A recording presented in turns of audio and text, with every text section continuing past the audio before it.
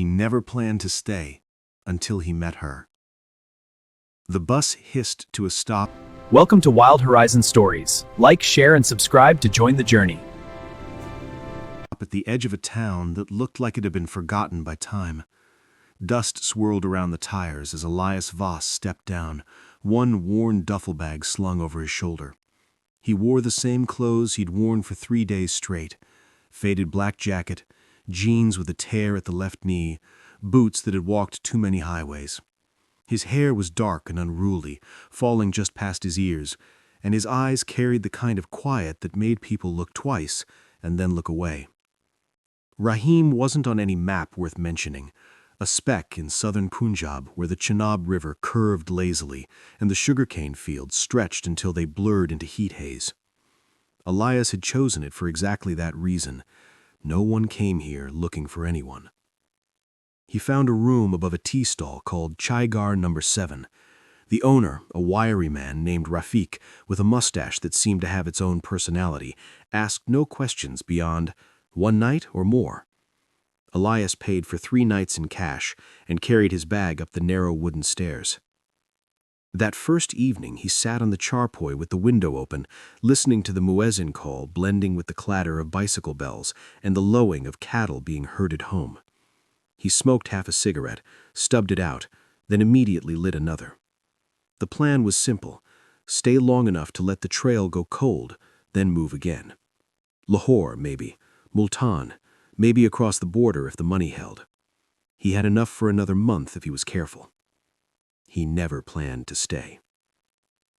The next morning he walked the single main street looking for something to eat that wasn't paratha or anda burji for the 3rd day running. That's when he saw her. She was standing outside a small bookshop whose sign read Kitabgar, old and new, in English and Urdu. She wore a pale blue kurta and white dupatta, sleeves rolled to her elbows, hair braided loosely down her back.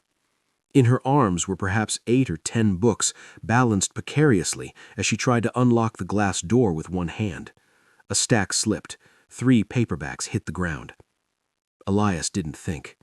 He crossed the street, knelt, gathered the fallen books, 2 novels in Urdu, 1 battered copy of To Kill a Mockingbird, and handed them to her. She looked up.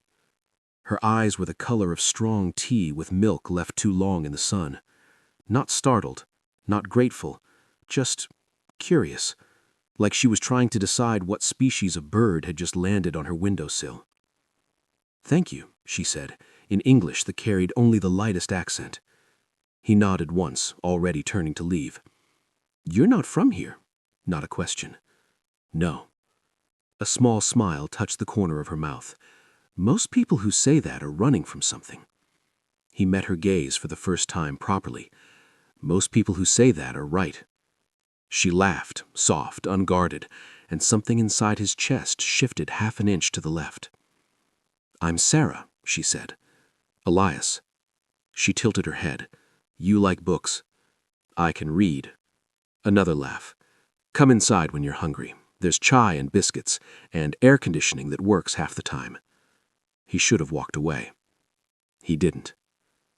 The bookshop smelled of old paper, sandalwood incense, and something faintly sweet like drying rose petals. Shelves reached the ceiling. Ladders leaned against them like tired old men. A ceiling fan spun slowly, stirring rather than cooling the air. In the back corner was a small table with 2 chairs and an electric kettle that looked older than both of them combined. Sarah set the new books on the counter and began sorting them while Elias stood awkwardly near the door. "You can sit," she said without looking up. "You won't break anything." He sat. She made chai, proper doodh patti, strong and sweet, and slid a plate of glucose biscuits toward him. They talked about nothing important: the heat, the price of sugar, how the river had changed course twice in her lifetime and taken half a dozen houses with it each time. He learned she was 29, that her father had owned the shop until he died 4 years ago, and that she once studied literature in Lahore but came home when he fell ill and never left again. She spoke about books the way some people speak about lost lovers, with longing and a little anger. He told her almost nothing. Yet she didn't press. Days became a rhythm he hadn't known he could want. Mornings he walked the river path while the sun was still bearable, watching kingfishers dive and egrets stalk the shallows. Afternoons he appeared at Kitabgar around 2, when the worst of the heat drove everyone indoors. He repaired things she hadn't asked him to fix: the wobbly table leg, the jammed window latch, the ceiling fan that rattled like it was dying. She teased him about being a handyman in a previous life. He told her he'd been many things in previous lives. Evenings, they sat on the charpoy she kept on the flat roof above the shop, drinking cold ruafza or sometimes beer she kept hidden in the back of the fridge for special customers. They watched the sky turn colors no camera could capture. They talked about books, about films, about places neither of them had seen. She read to him sometimes, Neruda in Spanish, she translated, Faiz in Urdu, Atwood in English. Her voice was low and steady, like water moving over stones. He listened like a man who had forgotten what it felt like to be still. One night, after a power cut left the town in darkness, except for the moon and a few kerosene lanterns, she asked the question he'd been waiting for. "Why are you running, Elias?"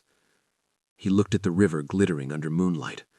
For a long time he said nothing. Then, quietly, "I killed a man." She didn't flinch, didn't move away.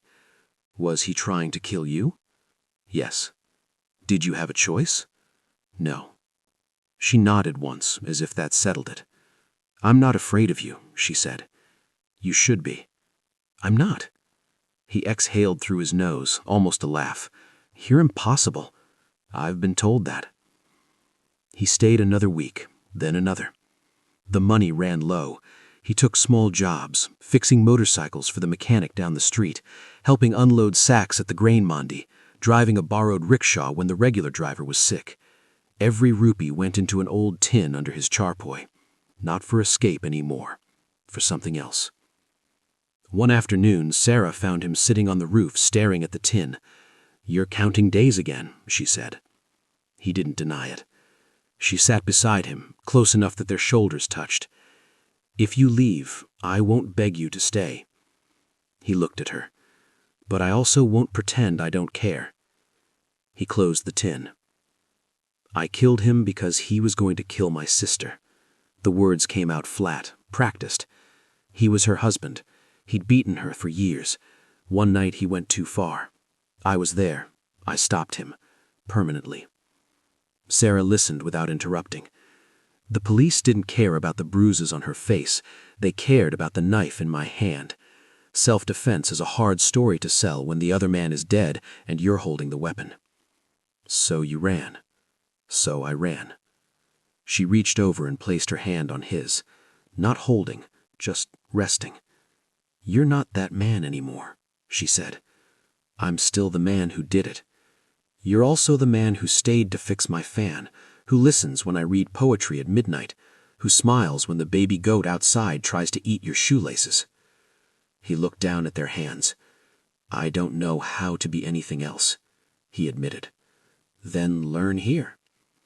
He turned his hand over so their palms met. "I only have about 3 weeks of money left. Then we'll make it last longer."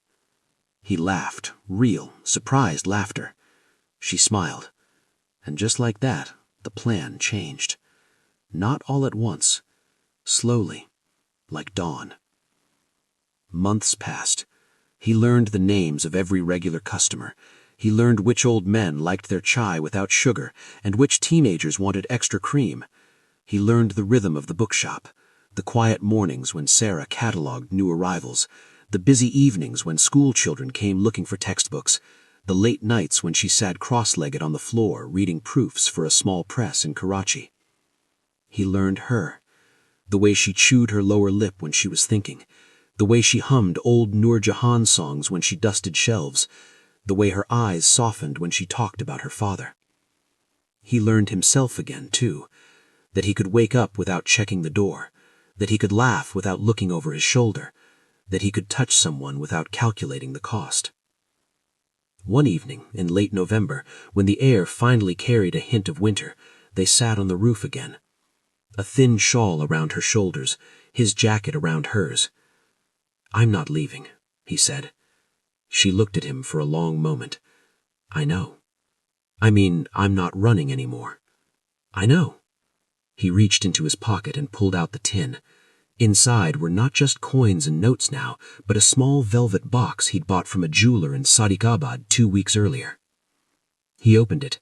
A simple silver band, no stone, just the metal, cool and plain. "I don't have much, but I have this, and I have time, and I have you, if you'll have me." Sarah looked at the ring, then at him.